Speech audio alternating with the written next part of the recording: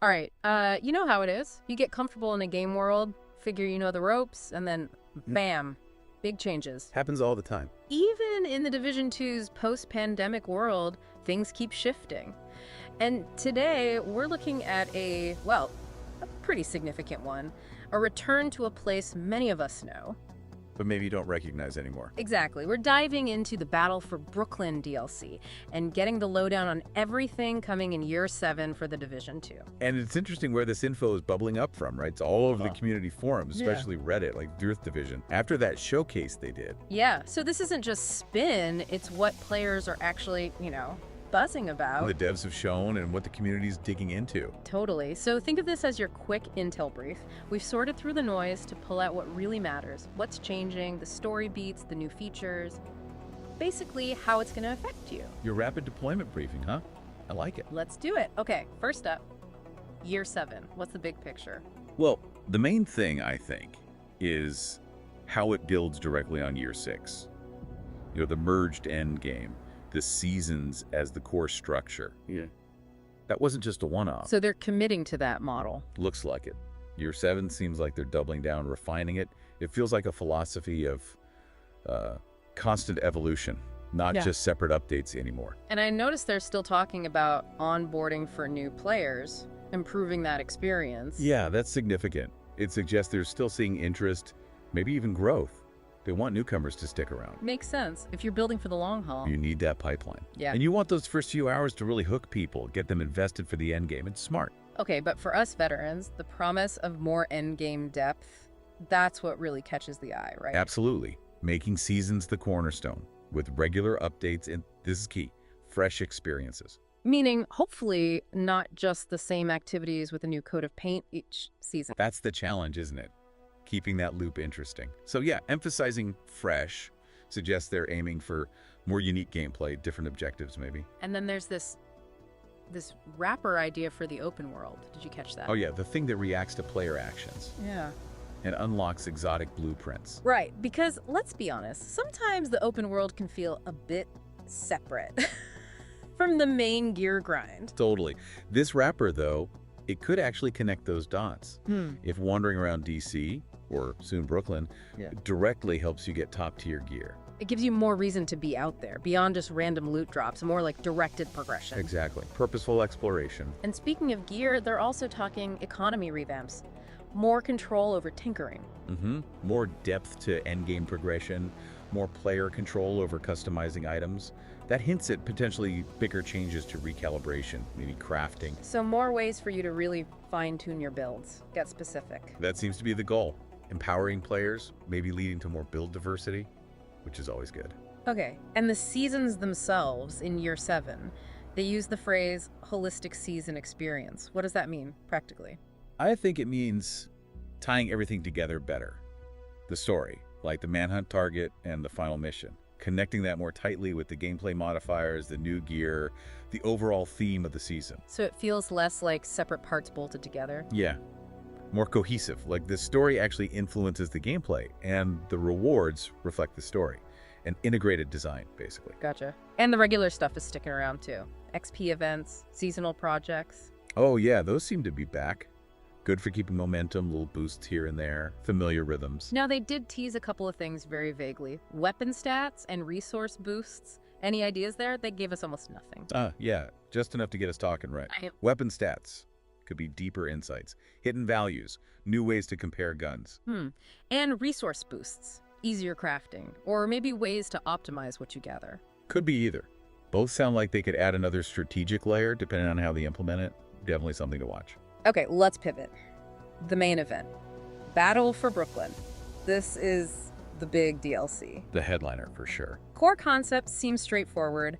New story, playable solo or co-op, and accessible for both vets and newcomers. Smart approach. Very smart. A clean entry point for new folks, but that location, Brooklyn, that's pure nostalgia for original Division players. Right, back to where it all began, essentially. The prologue area from the first game. Talk about full circle. It's a powerful hook.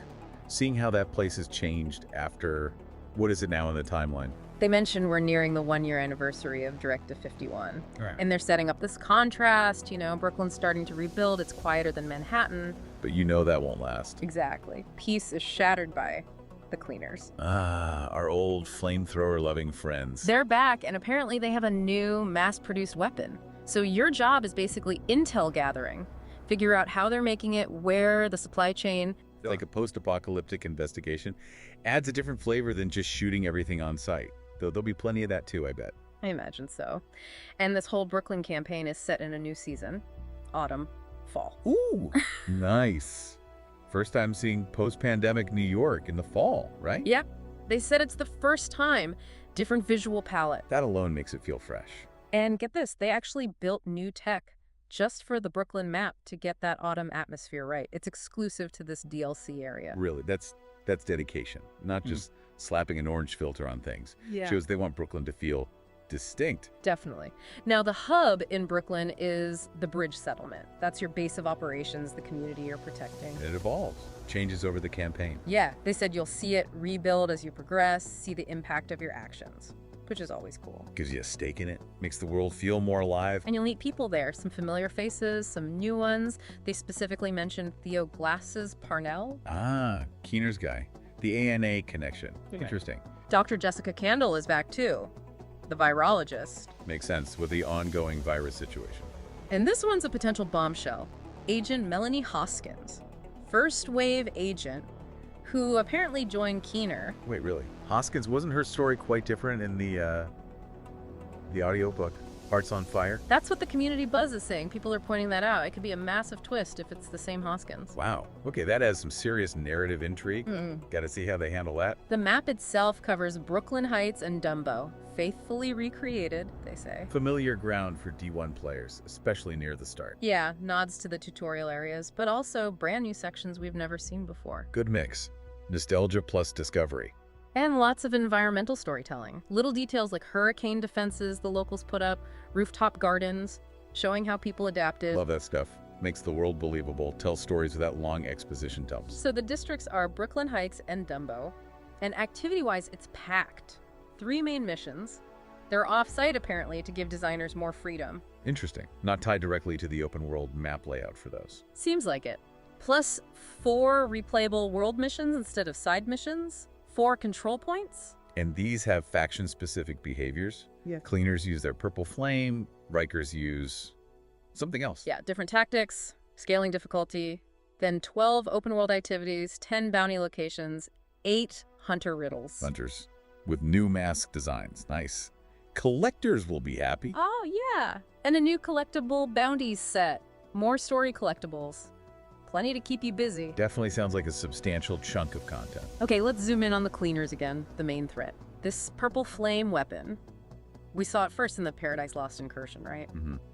But now it's mass-produced. That's the scary part. It's not a boss weapon anymore. It's standard issue. And the real kicker is the effect, corrosion. It reduces your maximum armor during combat. Ouch. So even if you pop an armor kit... It only heals you up to that new lower maximum. It doesn't restore the lost chunk. Okay, that changes things significantly. How do you even counter that? That's the million-dollar question, isn't it? It forces you to rethink tank builds, maybe. More focus on avoiding the fire, or maybe dealing damage faster. Or perhaps skills or gear that offer resistance. Or maybe healing skills become more important than pure armor. It really shakes up the tactical approach against them. Big time. Now, some good news, possibly, depending on your playstyle. Smart cover is back. Oh, really? The original Division skill. Reimagined, they say. For PvE and PvP, reinforces cover, gives offensive and defensive buffs. Huh. Could be great for players who prefer that more tactical, cover-based game.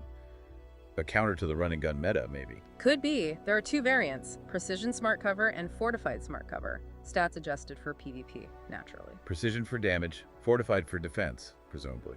Interesting to see how it fits with existing skills. And of course, a new exotic weapon. It's called the Catalyst. Catchy name. What's it do? Designed specifically to counter cleaners and interact with elemental damage. Seems very targeted for this DLC. Makes sense. A tool tailored for the new threat. Probably interacts with that purple flame somehow. Probably. Okay, let's get to the practical stuff. Release info. When can we get our hands on Brooklyn? May 27th, 2025, all platforms. Okay, late May next year. Gives us time to prep. They estimate 6 to 10 hours for all the content. You can buy it standalone for $14.99, or it'll be in new game versions. Fair price for that amount of content, seems like. There's a deluxe version too, usual cosmetic extras, and importantly, it includes a level 40 boost. Ah, good for newcomers. Lets him jump right into Brooklyn without the grind. Exactly. And everyone who owns the DLC gets a 50-slot stash space increase. Finally, that's almost worth the price of admission alone for some players. More loot space is always welcome. Always. Now, one last thing, very timely since we're recording this on April 23rd. Twitch drops are active right now. Oh, nice tie-in. What's up for grabs? Runs until April 28th. Watch partner Division 2 streams. 30 minutes gets you 2 named item caches. Decent start. 1 hour gets you a new wave hat. 2 hours, an exotic cache. Ooh, exotic cache. Always worth it. And 3 hours gets you a new wave shoe trophy. Vanity item. Fun. So just link Ubisoft Connect and Twitch, watch, claim. Yep, easy peasy. Free loot is free loot. Can't argue with that. So wrapping it all up, it's a return to Brooklyn looking visually fresh in autumn. New story, evolved cleaners with that nasty corrosion effect. Which will definitely make you rethink your build. Plus the return of smart cover, a new cleaner-focused exotic, and the whole Year 7 plan aiming to deepen the endgame. And those Twitch drops happening right now. Don't forget those. Don't forget the drops. It feels like a really solid mix of nostalgia and new challenges. Yeah, it hits both notes. Familiar ground, but new threats, new mechanics. And a roadmap for the future with Year 7. Well, it's promising.